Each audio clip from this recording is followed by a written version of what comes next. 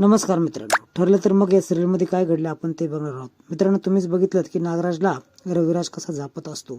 खरं तर रविराजला खूप दुःख झालेलं असतं. तो सर्वांना बोलतो की अर्जुन सायली, तुम्हाला माहीत होतं तर तुम्ही मला याच्या आधी का नाही सांगितलं. त्यावेळेस सर्वजण देखील शांतच बसले होते, पण रविराजच्या भावना तो व्यक्त करतच होता. तो नागराजला खूप जापत होता. अगदी त्यांनी त्याच्या कानामागं देखील ओढली. हे तुम्ही बघितलं मित्रांनो. आता हा नागराज सगळ्यांची माफी मागत असतो. कल्पना देखील बोलते, तुम्ही खूप वाईट काम केलं आहे, तरी तुम्ही हे तुमचं पॉलिशी मारायचं काम चालूच ठेवलं. तो हात जोडतो. एवढंच काय, तो चैतन्य देखील हे सर्व बघत असतो आणि हात जोडून तो अक्षरशः रविराजची शपथ देखील खातो. मला ती कुठं आहे हे माहीत नाही, चला आपण तिला शोधूयात. आत्ता माझ्याकडनं जी चुकी झाली मी तिची माफी मागतोय. त्यावेळेस पूर्णाजी देखील बोलते की तू खूप चुकीचं काम केलंस, मी तुला मुलाप्रमाणे मागितलंस. त्यावेळेस अश्विन देखील बोलतो की आपण पहिले तिला शोधलं पाहिजे. तो इकडं आत्या आणि भाऊ यांना फोन देखील लावतो. त्यावेळेस भेटले तर लगेच कॉल करा असं ती बोलते. आपल्या सुमनला शोधूयात असं तो बोलतो. इकडे पूर्ण आजी ज्यावेळेस आतमध्ये जाते त्यावेळेस सर्वजण चर्चा करत असतात की काय करायचं. त्यावेळेस अस्मिताला देखील घरात आतमध्ये जाण्यासाठी सर्वजण फोर्स करतात. सर्वजण आतमध्ये जातात. इकडे हा काहीतरी निमित्त करून बाहेर जाण्याचा प्रयत्न काढतच असतो, पण रविराज त्याला थांबवतो की तू इथंच थांबायचंस, कुठं जायचं नाही म्हणून. तो खूप चिडलेला असतो. तो त्याच्यावर जेलमध्ये टाकायला देखील त्याने भाषा केलेली असते. तरी देखील कल्पना त्याच्याशी बोलते आणि तुम्ही खूप नीच काम केलंस. इकडे अर्जुन आणि सायली ज्यावेळेस बोलत असतात त्यावेळेस नागराज पुन्हा काहीतरी निमित्त काढून बाहेर येतो.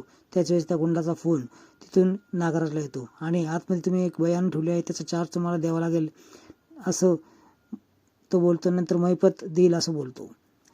इकडे प्रिया त्याच्यापाशी आलेली असते आणि सुमनला तुम्ही किडनॅप का केलं असं विचारते. त्यावेळेस मी काहीच केलं नाही असं तो पॉलिशी मारतो.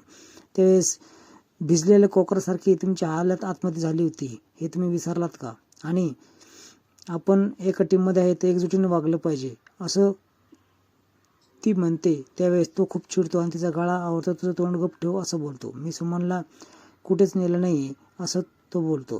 त्यावेळेस माझा ह्याच्यावर विश्वास नाही असं प्रिया बोलते. त्याचा हात झटकून टाकते. इकडे अर्जुन रविराज सांगत असतो की तुम्ही दोघेही तिकडे तुमच्या घरी जा, जेणेकरून जर सुमन तिकडे आली तर तुमचं त्यांच्याशी कॉन्टॅक्ट होईल आणि मला जर इकडून काही निरोप लागला तर मी तुम्हाला इमिजिएटली कळवल. मला जर जमलं नाही तर मी माझ्याबरोबर सायली घेऊन जाणार आहे. सायली तुम्हाला रिपोर्टिंग करेल. इकडे सर्वजण डायनिंग टेबल बसले असतात. त्याच वेळेस पोलिसांचा फोन अर्जुनला येतो आणि त्यांना लोकेशनचा ट्रॅक लागलेला असतो. ज्या ठिकाणी मोबाईल स्विच ऑफ झाला तो ॲड्रेस त्यांना मिळाला असतो. आता हे पाहून हा भयंकर घाबरलेला असतो. इतका घाबरलेला असतो की त्याच्या पायाखालची जमीन सरकलेली असते आणि त्या ठिकाणी महिपत देखील आहे हे त्याच्या लक्षात ते येतं.